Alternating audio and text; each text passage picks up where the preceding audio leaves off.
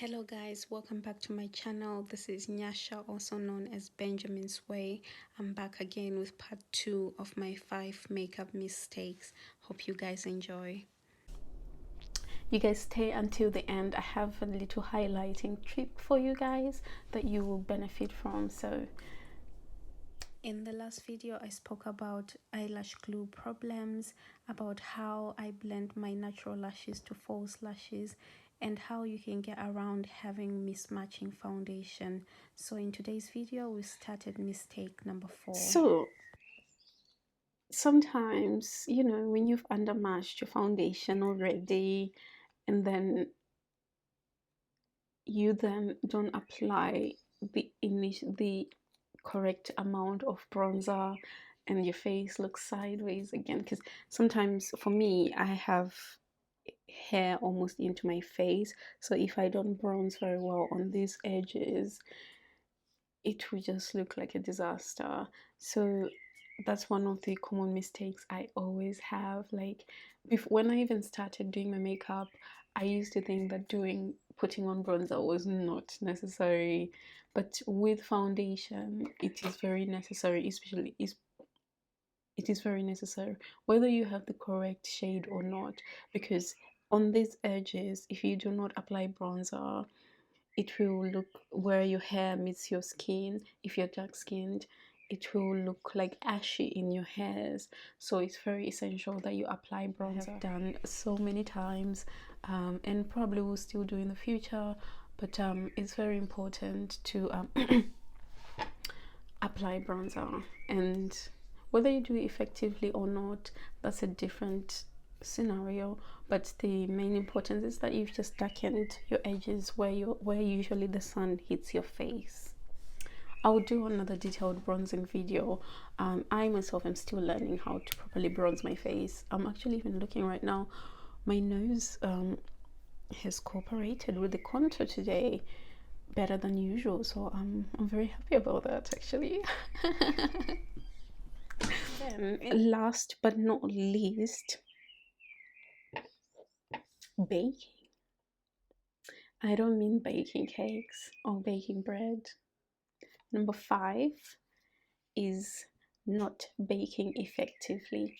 Now, when I did not know how to bake, I avoided baking, and my makeup still looked okay. So it's not for everyone, baking the makeup. It's good because if you bake your makeup, it's going to last very much longer, and it's not going to start running, it's not going to crack if you do it effectively. Like, I still struggle to bake under my eyes here, so because I have little wrinkles here, not because of age, I've always had wrinkly under eyes, so my my my makeup tends to crease here under my eyes, but I try and make sure that everywhere else I bake effectively. So now, how you do that depends on your process. I am not used to using a beauty blender. A lot of people use the beauty blender. It's quite dirty, but it just reflects how little I use it. But I prefer to use my brush. My brush. I do have a brand new brush. I have 3 sets of brand new brushes in there, but I prefer these brushes because they're still soft. I've had them. These were my first makeup brushes when I decided to start doing makeup. That was about 6 years ago, and I can't seem to get rid of them. So it's embarrassing, but I love them. So I use my makeup brushes to blend and to do makeup, because the beauty blender technique, I have not mastered it. It's not for me.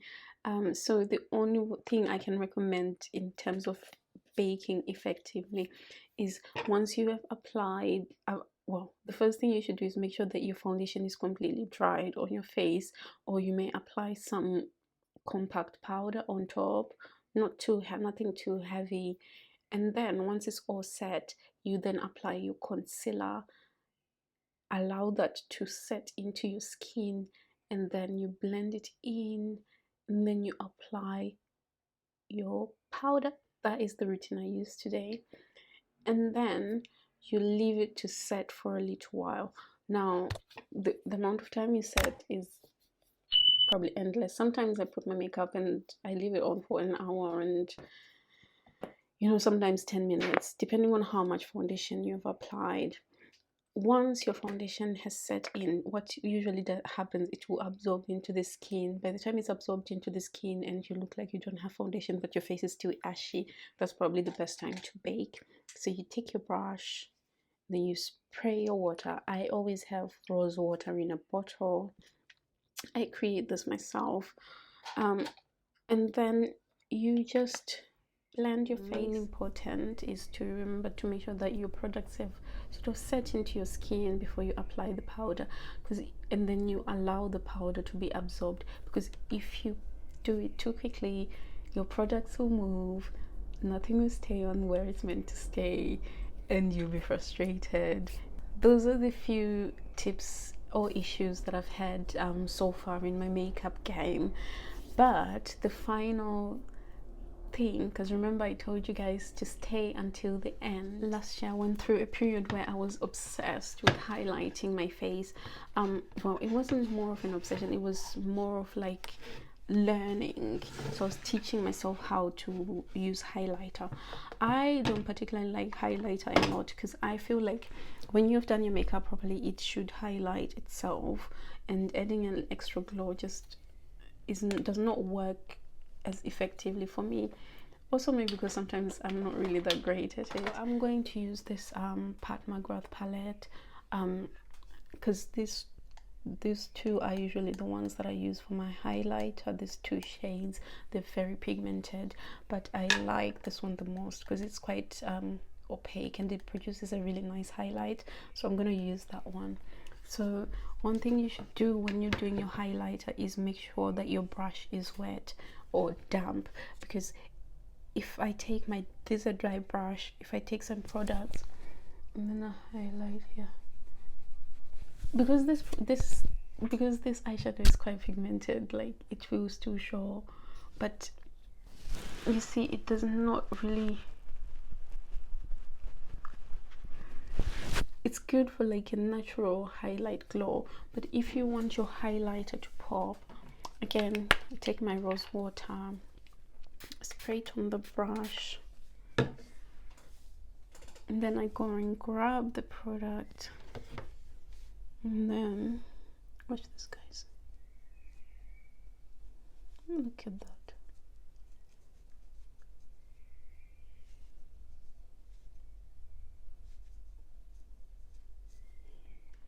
To enhance it, you just need to add more water.